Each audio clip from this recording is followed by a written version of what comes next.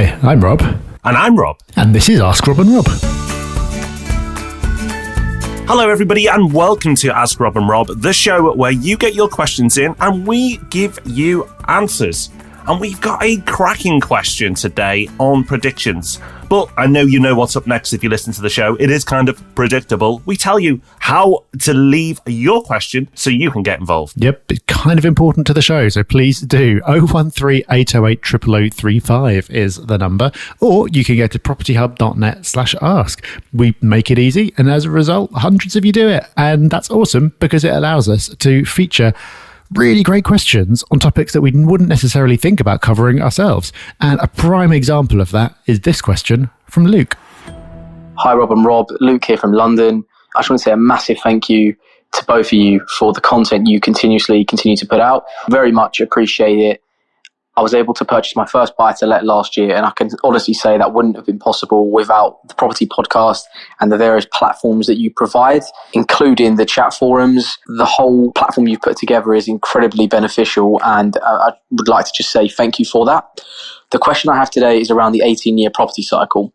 I went back and listened to your original podcast on the 18-year property cycle in 2014. I wanted to understand today, talking in 2022, where you feel we currently are with the 18-year property cycle. I know you did a podcast on it last year, but I want to see where we go in the next couple of years.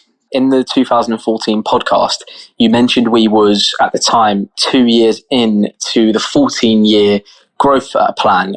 And you mentioned that as long as you built properties up to 2023 and maybe 2024, you'd be okay and you would do okay from it. And if you sat out the years of 2024 to 2026 or 2023 to 2026 and waited out the winner's curse and then struck after that, you would put yourself in a very good position. I wanted to gather your thoughts on whether you think that's still accurate with the dates, depending on where you feel we currently are in the cycle. And also at the time in that podcast, you mentioned that you felt buying and holding was the best type of investment to do, and mentioned that you kind of would always think that would be the case. I share that opinion, and as a result, I wanted to see whether or not you still did, and if your mindset or investment strategies had changed since 2014 when you originally posted that podcast. I look forward to the answers helping me continue to grow my property portfolio. Cheers, guys. Hey, Luke, thank you for your question. Now, let's do this justice. Let's go and listen back. Yeah, a bit scary to go that far back, but let's go and listen back to exactly what you're referring to and what we said in 2014 about the property market and the cycle. So let's get our time machines and have a listen. The good news is the next '08 style collapse is not due in the UK till 2026. Hooray! So we're not going to see that big economic crash for a long time yet. A wobble, though, will occur, according to this cycle, around about 2017, possibly 2018. Let's see what happens. But we know somewhere 2016, 17, 18, there'll be a wobble in the UK property market, and then people will be calling the end of it.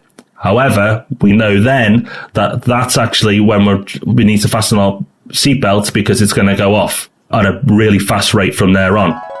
You know what, Rob? We'll obviously get into this now, but normally, if you go back and look at any predictions you made in 2014, now in 2022, you'd be very nervous and probably quite a bit embarrassed. But that's not bad.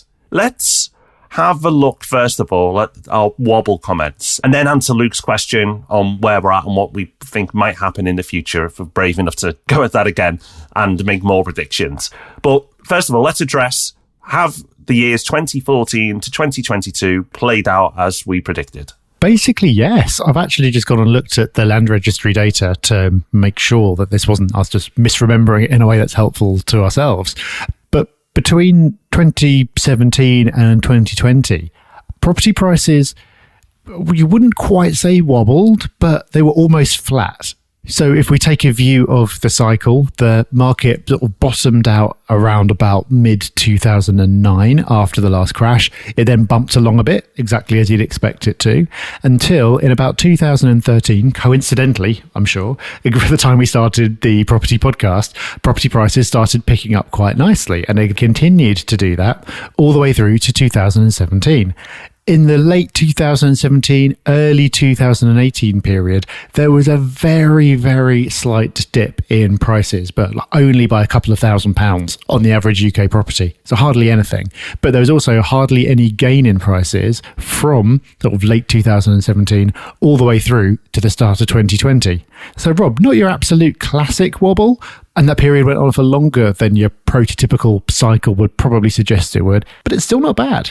No, it's not bad at all. And actually, I think looking at the data is really interesting, because if you said to people, was there a wobble in those years? The answer I think most people would give is yes, because sentiment around then, with Brexit and everything else that was happening in the world, was pretty negative, because in the world of property, prices weren't doing a lot. People weren't that excited about property as an asset class. And actually, there was a fair bit of doom and gloom, and people were talking about crashes and so on. There were lots of people who looked a little silly who said there were going to be big crashes around those times when it came to property. Didn't happen. But sentiment and reality are often two different things. And the reason I bring that up is it's important because, unfortunately, there's a lot of negative sentiment around the world at the moment with everything that's going on. And we've had COVID, and now we have war, and people again would probably go, oh, it's not a good time to invest. But actually, property prices are marching on. And there's a lot of reasons for that, which we've talked about in the past. But one of the things that you expect to see in a cycle for the second half of the cycle is stimulus. And we've had a tremendous amount of stimulus over the last few years, the majority of that being in the form of quantitative easing. And rather than going over the topic that we've covered multiple times before on the podcast about QE and about the impact that's going to have and already is having on the property market, I think what we can say is, again, according to the cycle, it's not unexpected that that's happened. And despite what's happening in the world at the moment, property prices and many other asset classes are continuing to rise, and that doesn't surprise us. And who knows exactly when the cycle will end? You could have a cycle that runs longer than average or slightly shorter than average. So I don't think you could say today, oh, it's definitely going to be this year when it ends. But what I feel reasonably confident in is saying that over the next year or two, property prices will continue to go on, with a caveat that if something absolutely horrific happens, maybe all asset crashes come to a grinding halt. But if that happens, we've got a lot of other big things to worry about. So on the whole, I would say that I'm fairly confident on where the cycle is right now. It seems to be roughly matching what we talked about all the way in 2014, and I think it will continue to do so. And I believe right now, as we said back then, is a great time to buy, and I think next year will still be a great time to buy. And then I think it's just being tactical the further the cycle goes on. So at the moment, you could pretty much get away with throwing a dart at a map of the UK, buying something and doing well from it. I don't believe that's a good investment strategy, but you could. But as the cycle develops, it's about picking the right properties in the right areas. And that's something that we will definitely talk about more on the podcast. But for now, it doesn't really matter what you buy if the cycle plays out as the way it's expected to, because you're not in the winner's curse section yet. And it's only the part of your gains that are wiped out or during that winner's curse period, which is normally the last 2 years of the cycle.